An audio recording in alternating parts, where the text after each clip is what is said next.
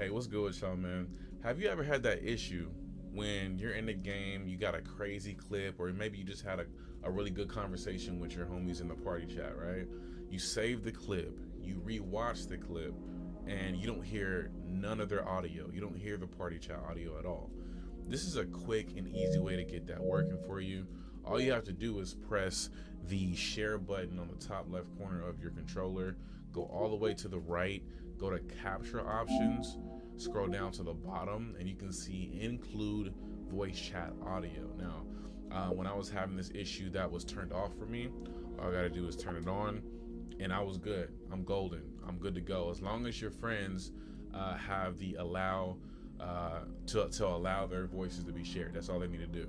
And you're good to go. And there's two other ways to get that working, but this is the simplest way I can think of here. But yeah, very simple. Again, share, scroll to the right, capture options, go to the bottom, turn it on, and you're good to go. But yeah, if you like that tutorial, like and subscribe. Also, if you need any help with anything else regarding OBS or any other tutorials in general about anything, I can most definitely help out. And thank you for watching, and have a good day.